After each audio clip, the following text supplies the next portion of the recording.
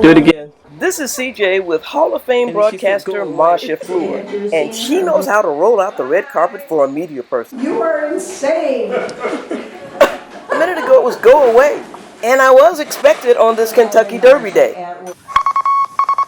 The former KSTP and WCCO staffer doesn't like being on camera anymore. That's because after leaving TV, she went behind the scenes to do PR for the U. I wanted to accommodate her. I was perfectly willing to let Marcia do the interview from behind splayed fingers or her first choice, a brown paper bag. Like her husband, actor Phil Ross, I just want Marcia to be happy. Of course, you are happy all the time. Depression caused a 2-year break that is healed beautifully in what is nearly a 50-year marriage in 2 separate acts. Thanks to meds, counseling, and the kind of memory loss that lends itself to humor, they've been doing well the last 24 years. How do you forgive your ex-husband and remarry him? You would, but it's not funny. You were devastated when your marriage fell apart. Of course I was. And then? Well, a couple of years. You know, Phil and I have an answer for that. It's called poor short-term memory. It's a good thing. You just have to say, that's over. Okay. And if we make the same mistake, it's like, hit yourself in the head. But if you're sincere about getting back together, you don't make the same mistake. How did that happen? Philip? What? How did it happen that we got back together, dear? Did you call her? Did she call you? How did it happen? Poor short-term memory. I was in a deep depression, have been that way for some time. Did you realize it or did you not realize it? Well, I sort of did, but since it happened often enough that I was, it's just the way life was. And I didn't have any clue, never even thought about how to do something about it. Right. It runs in my family. It runs in a lot of families. It runs in my family. Yeah. And it's hard to, when you're depressed, it's hard to acknowledge that you even need to do anything about it. A state of living, a state of life. At one point, when it got horrible, I just said, that's enough. I want a divorce. I want out. Finally, I got so bad that I was driving around looking for a bridge abutment to run into or something. But I didn't want to do it because I got kids and all that stuff. You know? I wish people who were thinking about committing suicide will remember how devastated people are going to be when you leave them. He showed up at my office at 7 o'clock in the morning. Yeah. And he just sat in the chair and I said, what's wrong? Couldn't get a straight answer out of him, and finally he told me that he'd been driving around thinking about bridge abutments. And so I got him to a doctor that day. I realized that I still loved her. I mean, I always knew that, really, but nothing was working in my mind, you know? I mean, acting is kind of builds in insecurities to me because it's so much rejection. Well, yeah. The problem is that most actors are insecure. I don't care how much money they make.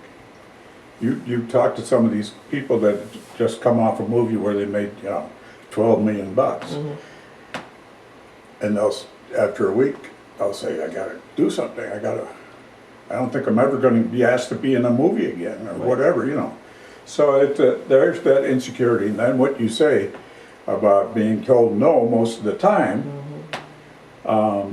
you can't help taking that at least a little bit personally. Yeah. But that's situational depression. Okay. That's not clinical depression. Well, it adds to it. I mean, if you're already clinically depressed, having somebody say no to you all the time. But one of the deepest holes that I ever saw you in was when you were doing a role at Chanhassen that you loved, in a show that you loved. You were spotlighted, you were given all kinds of good strokes, and I've never seen you more unhappy. Well, interesting. So, yeah. So that is, it's just, and that's what's confusing to people who think, why don't you just get over it? Your life seems, you've got a wife who loves you, you've got great kids, you've got a great role, you've got a job, you're where you want to be. So new. You know, so what's wrong? You've got to get over your own stuff Right, too. right. And And you can only do your own therapy. Yeah. You can't do Absolutely. anybody else's therapy. And there are times when I think, I am still mad at him about that. That's a long time. So how many years were there? And then there was the interruption.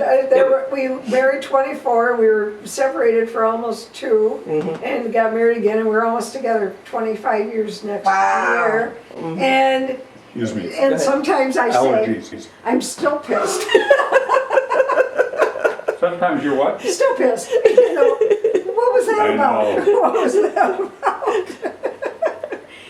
But one of the nice things was when we went on a long trip right before we got married. We did everything backwards. Let's put it this way. We got a divorce, then we went to counseling, then we went on a honeymoon, And then we got remarried. Yeah, and he said you can always, if you're mad, say so, and if you have any questions, ask. And that was a big breakthrough. And that's a jaw-dropping thing. You know, that's the kind of thing. Really? You're going to forgive me when I call you the worst name I can think of? How many letters is the worst name you can think of having it? I'm not telling you. I'm a sailor. I can come up with a lot of them. But she can't be upset with Phil today. He made brownies. Look at them. And they're about to enjoy the Derby and dinner with friends Paul and Jane Tashida. The former St. Louis Park councilwoman arrived chaperoned for the Kentucky Derby. And Marcia couldn't take being hatless not one more second. Yeah. Wait a minute. I am not putting up with this. This is not going to happen. The lovely Marcia making escape. the tulips. Is this what you're taking a picture of? I said. Well, and look at these pretty flowers. Oh, everything is so lovely.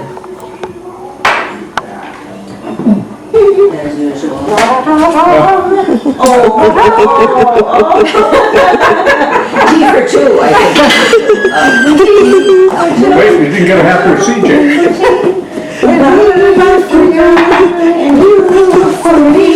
That's before the drinks.